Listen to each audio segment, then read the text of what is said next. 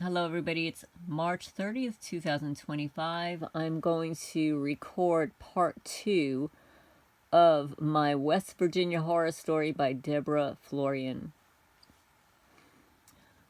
I was doing some scouting around as my buyers for my property at 314 Hostler Road, Harpers Ferry, Jefferson County were navigating their financing.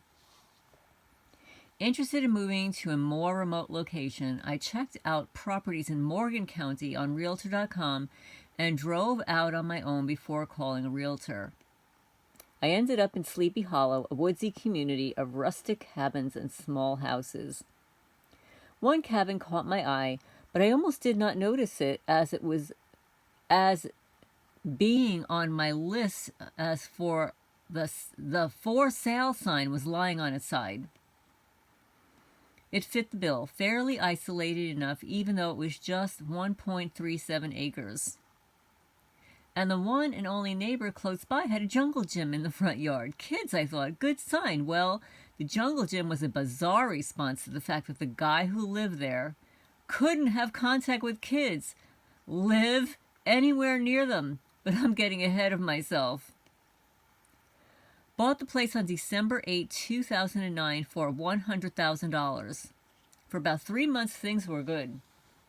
I didn't put any work or money into it other than a homemade fence in the backyard for the dogs and a general yard cleanup, which clearly had been neglected for years. That's when things got strange. I'd been using a laundromat as there was no washer in the cabin. There was a notice on the bulletin board posted by a young man who did such work. I called him and he started the job. This was in March 2010. One late afternoon, as I was paying him for the day, he commented on what a nice guy my neighbor was. That this man had burst into tears upon seeing him. That he evidently looked just like this man's son who had passed. And he did. The resemblance was uncanny. The young man urged me to go over and meet my pleasant new neighbor. We said goodbye as his work at my place was done. In a few weeks, I saw this neighbor, well, we'll call him Gene, out tending his property close to Rocky Trail. His wife's property was on the corner of Rocky Trail and Maverick Lane. I went over and introduced myself, and he seemed like a very nice guy. He encouraged me to come over that weekend to meet his wife. She was there Thursday evenings through Sunday afternoons, working a 4-day week elsewhere and returning to Maverick Lane on weekends. So I did. I chose a time when he was not there. Our houses and yards were clearly visible to each other. I immediately felt uncomfortable, though she did ask me in. She loosened up a little as she showed me some family pictures. One of her son, the young man who had passed, really caught my eye. Dark hair, olive skin, wearing a wife beater, can I say that, t-shirt?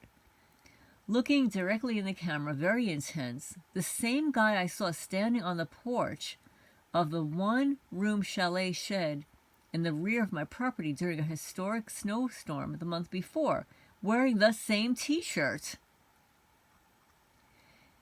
In winds that was blowing the snow and sleet horizontally, he stood absolutely still. And oh, by the way, he had left this earth on August 15, 2008. During that incredible storm, as I looked out and saw this person just standing there, I knew what I was seeing. I just had no clue who he was. I got the hell out of there. I Googled them, and let me tell you, everyone considering buying property should Google the landowners surrounding the prospective new home. Thank you so much for the forewarning. I didn't do it. I didn't do it. I should have done it. You know, history, what can I say in hindsight? Facts. Gene had tried to burn the house down for insurance money, but succeeded in only damaging it. No worries. He did home improvements. This was April 2007. His stepson was found deceased in a camper on the property August 2008. Gene was brought to trial in May 2009 in Morgan County, and he beat the charges. In defense of the then prosecutor, Deborah McLaughlin, Gene was a great actor, and taking advantage of this, his lawyer put him on the stand for an extensive show. The only lasting court-imposed decree seemed to be a ban on living within a certain distance of children, as Gene had made a threat against the life of a child during the proceedings. During the first meeting with him, Gene pointedly asked me if I had children. I don't. He replied, "Good. This is a bad place for kids." Or, was it that there were children on my property that would be a problem for him? I bet that was it. By April and then into May, the masks came off. Bonfires at night accompanied by psycho screaming all the time. Large caliber guns being shot. Very large caliber. Meth head behavior. ATVs pulling into his property. Heated arguments. I made several complaints to the then Sheriff of Morgan County, Vince Shambaugh. Or, I should say, I attempted to do so. He was not in the office. I got to talk to a cop who treated me like I was the problem. When I called to talk to the sheriff, he was not again in the office. I asked for his email address and was told, quote unquote, "We don't do that." Alrighty. The female employee also had a huge attitude with me, making insinuations that I was involved in with the nut case. I contacted the prosecutor as well. She did send a DNR officer out to my place. By this time, I was in the process of buying a cabin, a glorified shed, through Craigslist. In Pennsylvania, I had 17 Rocky Trail on the market as a result of Gene's behavior. I literally feared for my life. Anyone would. I no longer have fear. He shocked it out of me. Gene started shooting outside in close proximity to my house during the time the DNR officer was there. He was shocked and went out to confront Gene, who, once he realized it was a cop's unmarked truck in my driveway, turned on the nice guy act. If I was not put on a list, law enforcement in Morgan County would have responded far differently. I often wonder if Gene was recruited to destroy my life on that rocky trail, or if he did it out of the darkness of his soul.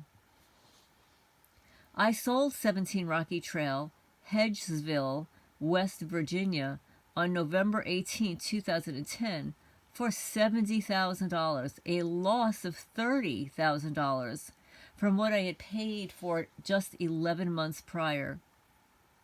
During the showing, the woman who bought the property had a child with her. And that's the end of part 2. Well, Deborah, thank you so much for sharing the story. You certainly have lost a lot of money in real estate. It's very sad to hear. But thank you for sharing the story. It helps others who are in the same predicaments realize that they're not alone, and there are other people that experience these things. So I'm going to sign off for now. If you have questions or comments, leave them down below. And feel free to submit your own testimony. I mean, right now I'm reading them. I don't have a lot of space on this laptop, and the kind of Zoom that I would need to download is a paid monthly version. So I'm not in a position to do that right now, but perhaps in the future. So thank you again, Deborah, for selling 17 Rocky Trail, Hedgesville, West Virginia, and moving away from that creepo.